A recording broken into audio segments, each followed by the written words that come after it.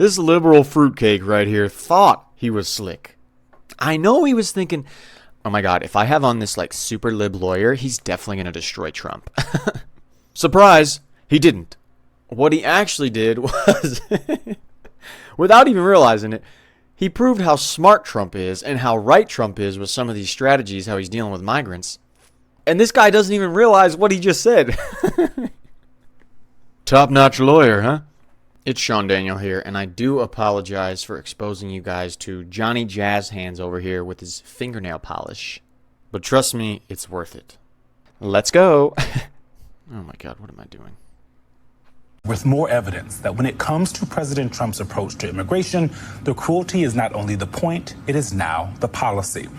We learned more this week about the treatment of Kilmore Abrego Garcia, the Maryland man erroneously deported to El Salvador in March and returned to the U.S. last month to face federal charges. In a new court filing, his attorneys argue that during his time at the notorious CCOT prison in El Salvador, he suffered psychological and physical torture. Also this week, the first detainees arrived at the Immigration Detention Center in the Florida Everglades that they've named Alligator Alcatraz, matching the rhetoric of the Trump administration. Trump, Homeland Security Secretary Kristi Noem, and Florida Governor Ron DeSantis attended the opening of the facility that has been criticized over and over again as inhumane and cruel. We should all remember that someone detained by ICE is being held in civil, not criminal custody. That custody is not meant to be a punishment. It's not meant to be punitive. And yet, Trump says he would like to see more facilities just like this. Well, I think we'd like to see them in many states, really, many states. This one, I know Ron's doing a second one, at least a second one, and probably a couple of more. And, you know, at some point, they might morph into a system where you're going to keep it for a long time. Hit that like button if you agree with President Trump and you would like to see some more ICE facilities. On Thursday, a group of Florida state Democratic lawmakers were denied entry when they went to inspect the state-operated facility. Just like members of Congress who have been attempting to do the same at these federal facilities, these state lawmakers are allowed by federal law to provide oversight. According to the lawmakers, they were told they could not come in because of safety reasons. They were not told what those reasons were, and more importantly, if the migrants that were inside were also subject to those same concerns of safety. Joining us now, one of those lawmakers who was denied entry, Florida State Senator Chevron Jones, and a lawyer representing Kilmar Abrego Garcia and his family, Simon Sandoval Moshenberg. He is the head of litigation at Murray Osario. You know, I want to start with you, Senator, because we've seen this over and over where members of federal Congress are trying to go to these facilities. You guys tried to do the exact same thing, your job, providing oversight. What did you guys see? What were you hoping to see? And what did they tell you when you were there? Let's see, did they make a proper appointment with the ICE facility, or did they just show up and demand to get in like the idiots who went to the New Jersey facility? You know what my guess is. Thank you so much for having me, Eugene. Yeah, so listen, under Florida Statute 94423, it gives us that authority to be able to go into any state facility. When my colleagues and I arrived at the facility, we were met by a captain at that time who stopped us and told us that we were not going to be able to go past this particular location. We stood there for quite some time while we asked him if he can go get a higher up, considering the fact that in my 13 years, I had visited multiple detention centers, and this was the first time ever being stopped. Once the captain came and brought his higher up, the higher up called the Florida Department of Emergency Management. They let them know that we were present. They told us that it was unsafe for us to go there. So we went on to ask the question, then if it's unsafe for us to be there, then why is it that we have detainees that are there right now? You just allowed the President of the United States to go there 2 days ago. So now we can't go into the facility either. So we saw that this is not oversight. We saw that oversight only matters when it's respected. If everything inside is lawful, why are you blocking elected officials from being able to see it? Then to make matters worse, the general counsel for the Department of Emergency Management all of a sudden could not hear us on the phone anymore, and she conveniently hung up on us while we were asking those questions. So that's what we was met with when we went 2 days ago. Would you let them in? Would you trust them to not go in there and raise hell? Like all the people that tried to do at New Jersey ICE facility? No, we don't trust what you really want to do in there. You want to make some political statement, you want to cause some ruckus, you want to get touched by a police officer, and then cry, what is it called? Cry wolf? Yeah. Oh my God, he touched me after you caused a ruckus and they were trying to get you out. I bet you that's what they wanted to do. Now let's get on to this liberal lawyer over here who's going to say basically what Trump wants him to say, and he doesn't even realize it. And Simon, you're an attorney, and I'm trying to understand something here. The Immigration and Customs Enforcement website says that detention is not punitive.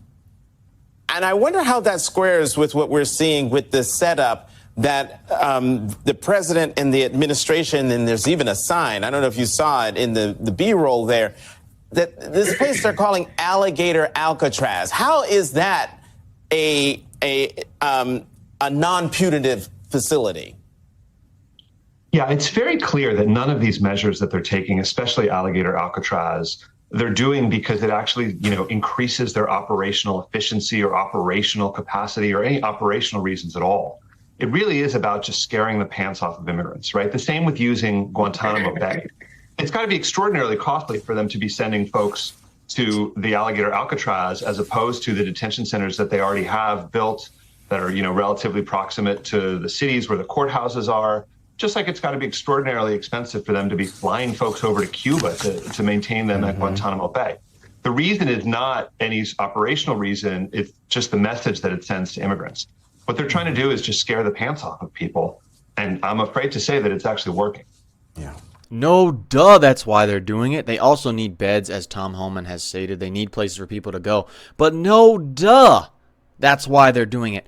And you see how he slyly says to scare the pants off of immigrants.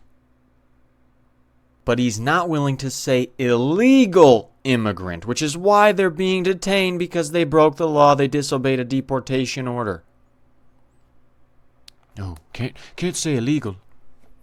Now, before our liberal fruitcake here gets all irritated by that statement by that lawyer who's supposed to be super liberal, let's see if that's actually the case. Are people actually being scared so much that they're like, man, I need to deport myself. I need to not try to come into the U.S. in the first place.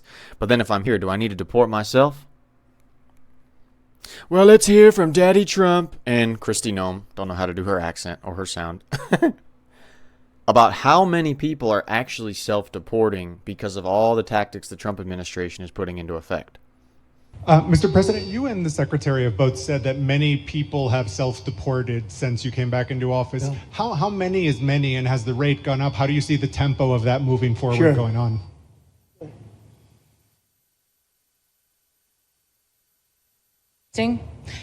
We have had several 100,000, but also we have many that have self-deported not even using the CBP Home app.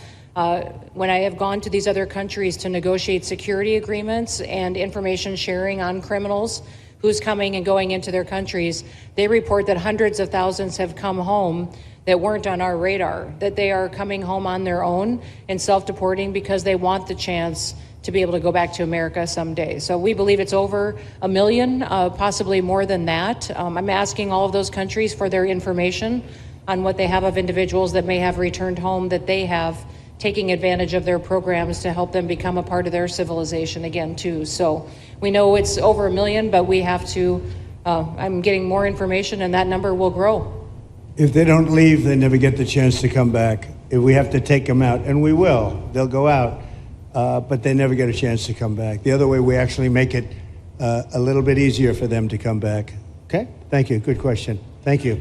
Now, before we hear some more first-hand accounts about all these people that are self-deporting from an amazing reporter I've seen a lot on the ground, Jorge Ventura, let's explain that thing that Trump just said. That is where I would disagree with the president.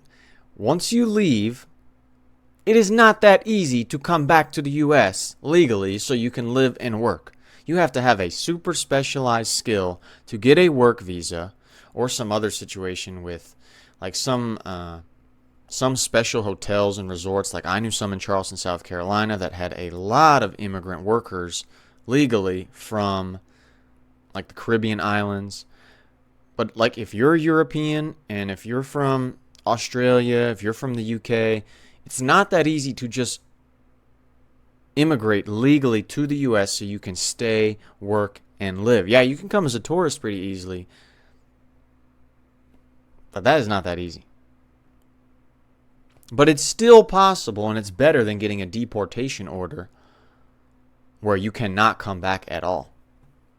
Now let's hear from Jorge Ventura, a great reporter who has done a lot of stuff on X, reporting at the border, about really what's going on with all these migrants self-deporting.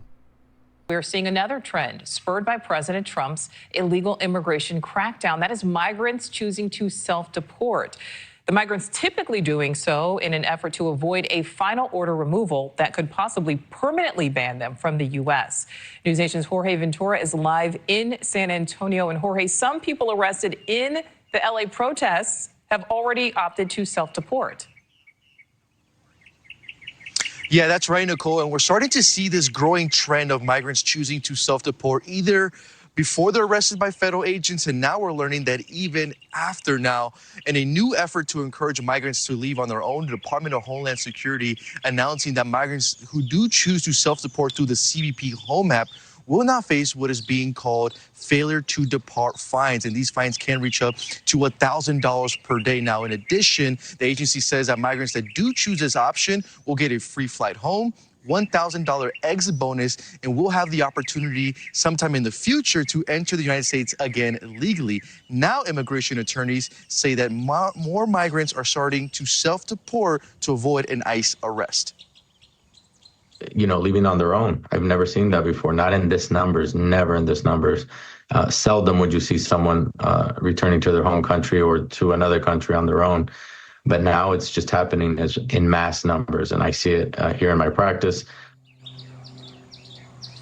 Department of Homeland Security says that the CBP Home app has been simplified to make that self-deporting process even easier. Back on May 19, DHS did fly 64 volunteers from Houston to Honduras and Colombia, showing that strategy is already in motion. And even after being arrested, ICE may drop removal proceedings if someone agrees to self-deport. News Nation confirming with Mexican officials that during recent ICE raids in Los Angeles, 2 out of 42 Mexican nationals chose to self-deport rather than face extended detention or removal orders. Now, it's still unclear on how many migrants have chosen to self-deport, but Department of Homeland Security telling News Nation that number is in the thousands, Nicole.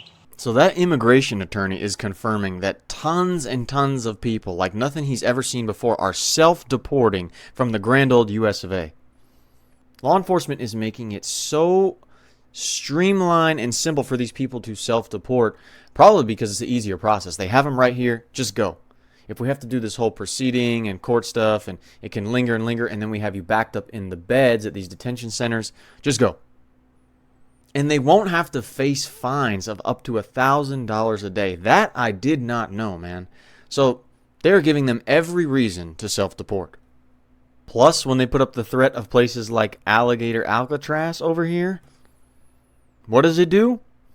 As Abrego Garcia's attorney over here said, it scares the pants off of, he said immigrants, but illegal immigrants. So Trump's ideas with ICE, with all the wrap-ups they're doing, finding people, with making these detention centers seem pretty serious, they're scaring people off. They had a 0 border crossings day recently.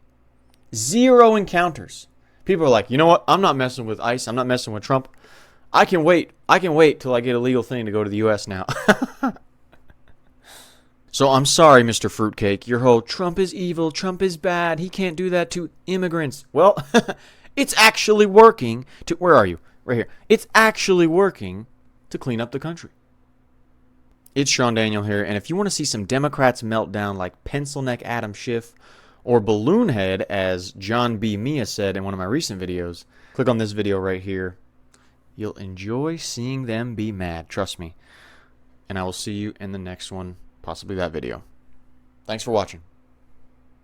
How can I film a whole intro and forget to hit record?